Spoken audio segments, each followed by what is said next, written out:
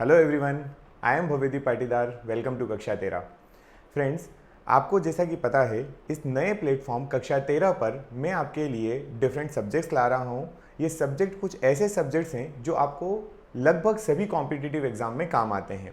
जैसा कि आप स्क्रीन पर देख सकते हैं, Madhya Pradesh public service commission, UPSC, Vyapam के अंतर्गत आपकी जो सब इंस्पेक्टर का एग्ज़ाम होता है, सब इंजीनियर का जो एग्ज़ाम होता है, एसएससी का जो एग्ज़ाम होता है और रेलवेज़, इन सभी एग्ज़ाम्स में एक ऐसा सब्जेक्ट जो आपके लिए सबसे ज़्यादा इम्पॉर्टेंट होता है। प्लस इसके साथ में एक चीज़ और कि ये स्टूडेंट्स को उतना इजीली समझ में नहीं आता। तीसरी बात एक और ऐड होती है यहाँ पर, वो बात ये है कि आप ये सब्जेक्ट अगर देखेंगे तो ये टेक्निकल सब्जेक्ट है और कई सारे स्टूडेंट जो हैं वो नॉन टेक्निकल बैकग्राउंड से आते हैं, इसलिए कहीं ना कहीं उनको ये साइंस या हम कहें जनरल साइंस का जो सब्जेक्ट है वो डिफ़िकल्ट पड़ता है to understand and to learn and to remember. ठीक है, तो मैं क्या करने वाला हूँ, ये सब्जेक्ट आपको इसका पूरा कोर्स पढ़ाऊँगा और ये पूरा कोर्स जो होगा ये बिल्कुल सिंपल वे में होगा, इतना सिंपल कि आप इसको याद रख पाएंगे विद आपकी यहाँ जो क्लास चलेगी उस पर। तो पहले हम बात कर लेते हैं कि ये आपको कहाँ पर अवेलेबल होने वाला है। तो देखिए, इसके जो डेमो लेक्चर्स हैं वो आपको मिलेंगे यूट्यूब पर, और आपका ये अगर कोर्स लेना चाहते हैं आप तो आपको ये मिलने वाला है कक्षा 13 की एप्लीकेशन पर। कक्षा 13 के नाम से आपको एप्लीकेशन मिलेगी जो मिलने वाली है आपको आपके गूगल प्ले स्टोर पर। गूगल प्ले स्टोर पर से भी आप डाउनलोड कर सकते हैं। अगर आपके पास एप्पल का फ़ोन है तो आप iOS चला सकते हैं, उस पर भी आपको एप्लीकेशन मिल जाएगी। और अगर आप वेब पर चलाना चाहते हैं, लैपटॉप में आप कक्षा 13 चलाना चाहते हैं तो आप उसमें भी इसको रन कर सकते हैं। ठीक है, तो देखिए हम इसमें क्या क्या कवर करने वाले हैं उसकी बात कर लेते हैं, देन फिर बात करेंगे। देखिए, सबसे पहले हमारे पास जो हमारा जनरल साइंस है, अब ये जनरल साइंस का जो सब्जेक्ट है ना, ये जनरल साइंस अपने आप में बहुत बड़ा सब्जेक्ट है।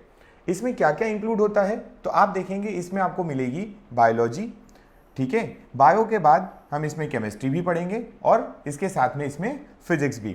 तो आप देखिए, लगभग ये तीन बड़े बड़े सब्जेक्ट्स जो हैं, उन तीन बड़े सब्जेक्ट्स का ये कॉम्बिनेशन है। आपका जो ये सब्जेक्ट है जनरल साइंस वाला, ये बायोलॉजी, केमिस्ट्री और फिजिक्स, इन तीनों का कॉम्बिनेशन है जो कि काफ़ी बड़ा है। ठीक है, फिर हम बात करते हैं कि अगर हम इंडिविजुअल सब्जेक्ट्स पर जाते हैं तो हमें क्या पढ़ना है और किस तरीके से पढ़ना है, कौन कौन से टॉपिक हम कवर करने वाले हैं, ये सारी बातें मैंने यहाँ पर मेंशन की हुई है। देखिए, सबसे पहले अगर हम बात करें तो हमारे पास है बायोलॉजी। क्लियर, बायोलॉजी में हम बात करते हैं, यहाँ पर बायो का सबसे पहले मैं आपको एक इंट्रोडक्शन दूंगा। इंट्रोडक्शन में जनरल फैक्ट्स होंगे कुछ, जैसे कि बायो से रिलेटेड कि बायो जो है वर्ड किसने कॉइन किया है, ये शब्द किसने दिया है, कहाँ से आया है ना, बायो में कौन कौन सी ब्रांचेस होती है, कुछ इस तरीके का जनरल फैक्ट्स और इंट्रोडक्शन टाइप का आपका पहला लेक्चर होने वाला है, जिसमें हम बायो के बारे में एक ओवरव्यू लेंगे, जिससे आपको ये पता चल जाए कि हमको क्या क्या पढ़ना है, कितना पढ़ना है और किस तरीके से पढ़ना है। उसके बाद हम कोर बायो के जो टॉपिक्स हैं उन पर जाने वाले हैं, जिसमें आपको क्या मिलेगा, तो आपको मिलने वाला है सेल इंट्रोडक्शन।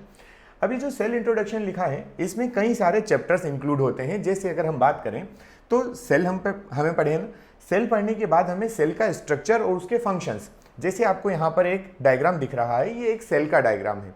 करेक्ट, इस सेल के अंदर आपको कई सारी लेबलिंग दिख रही है। इन लेबलिंग को हमको डिटेल करना है कि ये लेवल्स जो लगे हुए हैं, ये जो नाम दिया गया है, ये अगर EPR है, एंडोप्लाज्मिक रेटिकुलम है, तो इसका क्या फंक्शन होता है। अगर आपके पास ये न्यूक्लियस है तो इस न्यूक्लियस का क्या फंक्शन होता है। इस तरीके से हमें पूरा इसका डिटेल करना है। तो इसके अंदर हम क्या क्या पढ़ेंगे, तो देखिए, सेल की इंफॉर्मेशन आपको दी जाएगी, प्लांट और एनिमल सेल हम बात करेंगे बहुत अच्छे से। देन हम इसके स्ट्रक्चर और फंक्शन की बात करेंगे। तो जब हम स्ट्रक्चर और फंक्शन पढ़ेंगे तो यहाँ पर भी हम ये देखेंगे कि प्लांट सेल और एनिमल सेल एक दूसरे से किस तरीके से अलग होती है। उसके बाद हम इसमें क्या पढ़ेंगे, हम पढ़ेंगे इसमें सेल डिवीजन। ये दोनों पॉइंट हो गए, फिर हम पढ़ेंगे सेल डिवीजन। ये वाली जो सेल है आपको एक जो दिखाई दे रही है, फर्दर ये आगे चलकर सेल डिवाइड होती है। तो हम सेल डिवीजन को पढ़ेंगे, सेल डिवीजन किस तरीके से होता है। फिर हम पढ़ने वाले हैं स्ट्रक्चर ऑफ प्लांट के बारे में और एनिमल के बारे में, और फिर हम पढ़ेंगे टिश्यूज। टिश्यूज क्या होते हैं, तो डिफरेंट सेल्स जो होती हैं वो मिलकर टिश्यू बनाते हैं, जिसको हिंदी में आप ऊतक कहते हैं। तो वो हमें पूरा पढ़ना है, इस सेल से रिलेटेड इंफॉर्मेशन और ये सेल वाले चैप्टर में, जिसको आप मोटे मोटे तौर पर साइटोलॉजी कहते हैं। साइटोलॉजी का मतलब होता है स्टडी ऑफ सेल। तो स्टडी ऑफ सेल में आपको ये सब कुछ पढ़ना पड़ेगा। क्लियर, नेक्स्ट आगे बढ़ते हैं। आपके पास है अगला human circulatory system. Human circulatory system में आपको क्या क्या पढ़ना पड़ेगा, तो यहाँ पर ये परिसंचरण तंत्र है। परिसंचरण तंत्र में ये अगेन एक इंडिविजुअल टॉपिक, एक ऐसा टॉपिक है ये जो काफ़ी बड़ा टॉपिक होता है, क्योंकि इसमें क्या क्या इंक्लूड होता है देखिए। इसमें आपको हार्ट के बारे में पढ़ना पड़ेगा, मानव हृदय पढ़ेंगे, हम पूरा डिटेल करेंगे जैसे ही आपके पास बना हुआ है। इसमें ईच एंड एवरीथिंग आपको डिटेल करके बताई जाएगी कि ये पॉइंट का क्या मीनिंग है, इसका नाम क्या होता है, इसका क्या फंक्शन होता है। उसके बाद कंपोजिशन ऑफ ब्लड, हमारी बॉडी में जो ब्लड सर्कुलेट हो रहा है इसका क्या कंपोजिशन है, ये किस किस चीज़ से मिलकर बना होता है या इसमें क्या क्या चीज़ें पाई जाती हैं। जैसे कि एग्जाम्पल के लिए WBC, RBC, प्लेटलेट्स, प्लाज्मा, ये आपने नाम सुना होगा। क्लियर। फिर उसके बाद बात करेंगे फंक्शन ऑफ ब्लड की, हमारी बॉडी में जो ब्लड है ना इसका क्या फंक्शन है, ये क्या किस यूज में आता है, ये बात भी हमें यहाँ पर करना पड़ेगी। ये जब आप टोटल पढ़ लेंगे तब जाकर आपका कंप्लीट होगा ह्यूमन सर्कुलेटरी सिस्टम। ठीक, इसके बाद नेक्स्ट आगे देखते हैं, अगले सिस्टम की तरफ बढ़ते हैं। अगला सिस्टम देखिए, अगला है आपका ह्यूमन रिप्रोडक्टिव सिस्टम।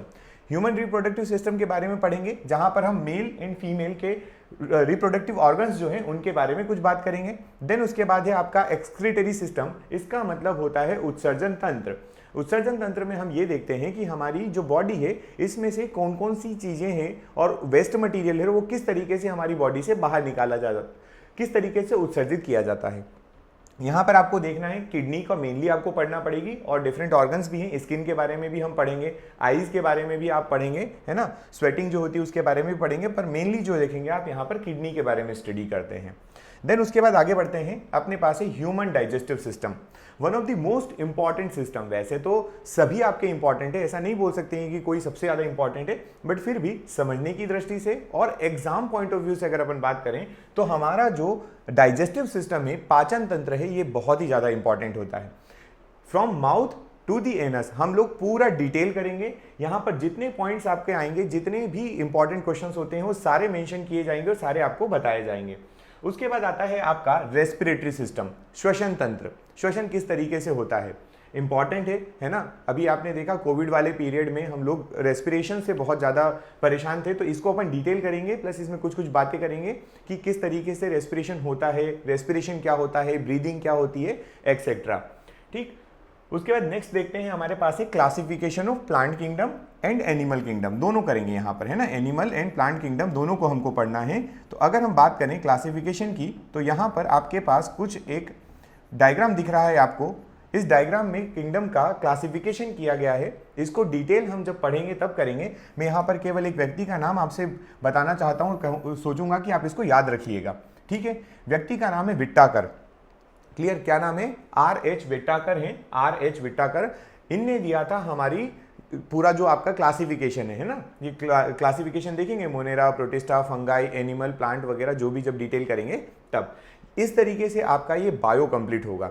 बायो का सिलेबस ही अपने आप में अच्छा खासा बड़ा है और सभी व्यक्तियों ने बायो नहीं पढ़ी होती है, इस वजह से कहीं ना कहीं ये थोड़ी सी डिफिकल्ट लगती है। बट अगर आप इसको डायग्राम वे में देखेंगे, डायग्राम की तरह से पढ़ेंगे, है ना, सभी चीज़ें जब आपके सामने पिक्चर के फॉर्म में क्लियर होंगी तो आप इसको ईजिली समझ पाएंगे।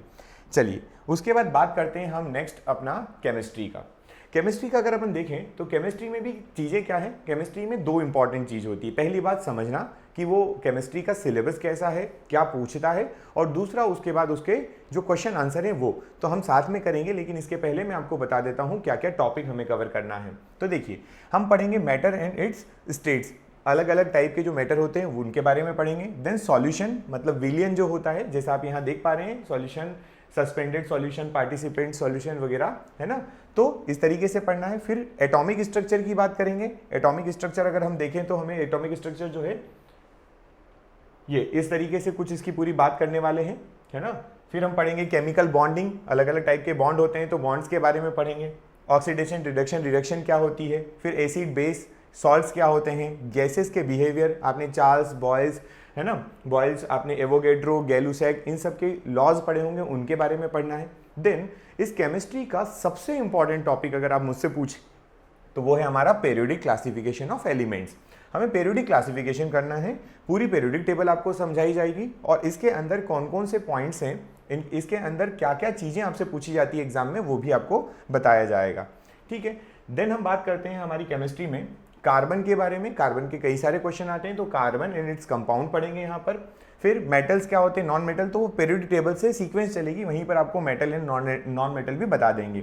रेडियो एक्टिविटी क्या होती है, हाइड्रोकार्बन्स क्या होते हैं, इंपॉर्टेंट ड्रग्स एंड केमिकल्स जो आपके सीधे फॉर्मूले आ जाते हैं, आपको बोलते हैं कि बताइए जो है ग्लिसरीन का फार्मूला क्या होता है, आपको पूछ लिया जाता है प्लास्टर ऑफ पेरिस का फार्मूला, बेकिंग सोडा पूछ लिया जाता है, ब्लू विट्रियोल पूछ लिया जाता है जिसको आप नीला थोथा बोलते हैं, हरा थोथा पूछा जाता है। तो इस तरीके के जो इंपॉर्टेंट फार्मूलाज हैं वो हम यहाँ पर करने वाले हैं।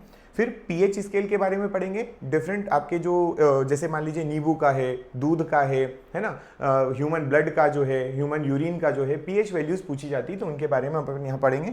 फिर आपके पास मिसलेनियस फैक्ट आएंगे। इतने टॉपिक कवर करने के बाद भी कुछ पॉइंट्स जो होते हैं गैसेस के बारे में होता है, वो छूट जाता है कि डिफरेंट गैसेस के नाम क्या है, तो इसको मैं पूरा मिसलेनियस फैक्ट्स में आपको अलग से पढ़ाऊंगा, ठीक है, जिससे आपकी केमिस्ट्री पूरी कंप्लीट हो जाए। उसके बाद आते हैं हम अपना एक सब्जेक्ट जिसका नाम है फिजिक्स। वैसे तो जनरली आप फिजिक्स से डरते बहुत होंगे, है ना, कुछ बच्चों का फिजिक्स जो होता है वो फेवरेट होता है और कुछ के साथ यही चीज़ रिवर्स होती है, उन्हें फिजिक्स बड़ा बेकार लगता है। लेकिन ये कॉम्पिटिटिव का फिजिक्स है, जनरल फिजिक्स है, बड़ा आसान सा है और बड़ा मज़ा आता है इसको पढ़ने में क्योंकि ये ईजी बहुत होता है।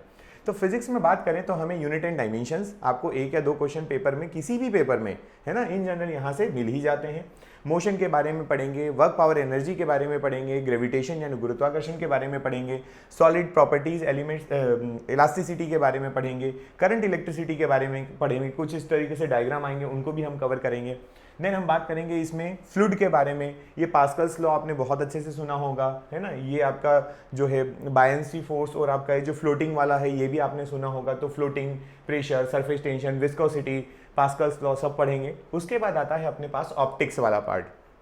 ऑप्टिक्स वाला पार्ट अपने आप में बहुत इंपॉर्टेंट, जहाँ पे हम मिरर के बारे में पढ़ते हैं, जहाँ पर हम पढ़ाई करते हैं लेंसेज के बारे में, और जहाँ पर बात करते हैं हम ह्यूमन आई के बारे में, प्रिज्म के बारे में, ठीक है। तो ऑप्टिक्स पढ़ेंगे, जैसे आपके सामने प्रिज्म है, ये आपकी ह्यूमन आई है, इनको पूरा डिटेल करके पढ़ाया जाएगा।